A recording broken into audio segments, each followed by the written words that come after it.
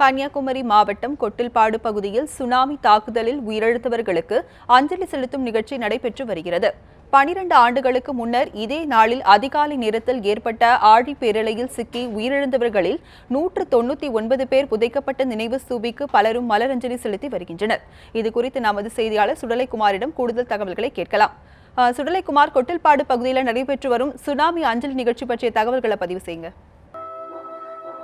வணக்கம் ராஜலட்சுமி. அதாவது 12 ஆண்டுகளுக்கு முன்பாக, அதாவது 2004ஆம் ஆண்டு டிசம்பர் 26ஆம் தேதி அதிகாலை ஏற்பட்ட சுனாமி எனும் ஆழிப்பேரலையின் கோரத்தாண்டவத்தின் காரணமாக இந்த கன்னியாகுமரி மாவட்டமானது ஒரு பெரிய அளவிலான பாதிப்பை சந்தித்தது.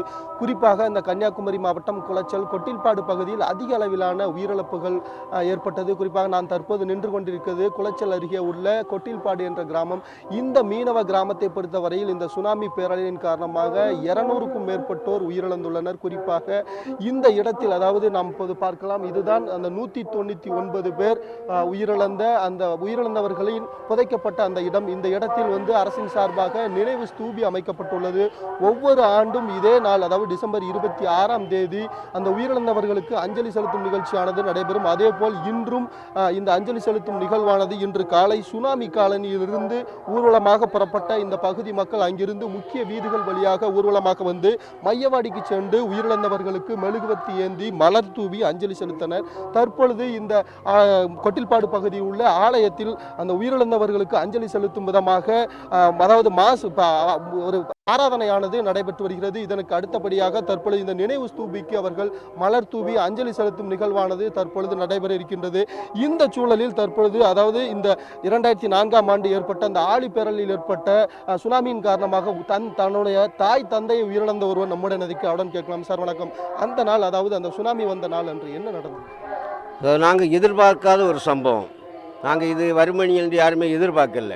எல்லாருமே வீட்டில் ஆர்டினரியாக தான் இருந்துட்டு சாப்பிட்டு எடுத்துகிட்டு இருந்தோம். திடீர்னு வந்த அலை தான் எங்களை எல்லாருமே மனவேதனை உண்டாக்கி தாக்கிட்டு. இப்போ அதாவது 12 ஆண்டுகள் கடந்த நிலை, தற்போது உங்களுடைய மனநிலை எப்படி? இப்போவும் அது மாறாத ஒரு விஷயமாக இருக்குது. அதனால தான் அந்த நினைவு நாளை கவலைக்கிடமாக வச்சு கொண்டாடுறோம். டிசம்பர் 26 எங்களுக்கு ஒரு கவலைக்கிடமான, அதாவது துக்கமான நாள். அதாவது சொந்த பந்தங்கள், தாய் தகப்பன், உறவினர்கள், நண்பர்கள் எல்லாவரையும் இழந்த ஒரு ஞாபகம் மாட்டி இன்னைக்கு யாருமே தொழில் போக மாட்டோம்.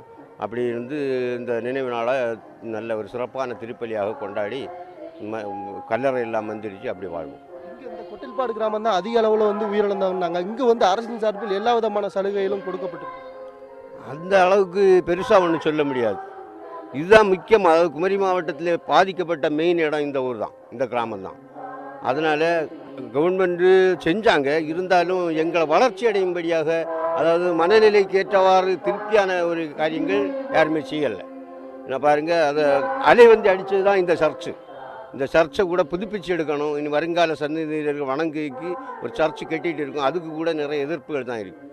அதுக்கு கொஞ்சம் உதவி செய்ய எல்லாருமே முன்ன வரணும். ஆனால் யாரும் வரமாட்டேங்கிறாங்க. ராஜலட்சுமி அவர்கள் கூறிய கருத்துக்களை கேட்டிருப்பீங்க. 199 பேரை உயிரிழந்த இந்த இடத்தில் தற்பொழுது அவர்களை நினைவு கூறும் விதமாக தற்பொழுது இந்த ஆலயத்தில் தற்பொழுது சிறப்பு பிரார்த்தனையானது நடைபெற்று வருகிறது. இதற்கு அடுத்தபடியாக அந்த நினைவு ஸ்தூபிக்கு அஞ்சலி செலுத்தும் நிகழ்வானது நடைபெற இருக்கிறது. இதேபோல் இதற்கு அடுத்தபடியாக உள்ள குளச்சல் என்ற கிராமத்தில் 414 பேர் உயிரிழந்தனர். அந்த நினைவிடத்தில் இன்று மாலை அவர்கள் அஞ்சலி செலுத்தும் நிகழ்ச்சியானது நடைபெற இருக்கின்றது.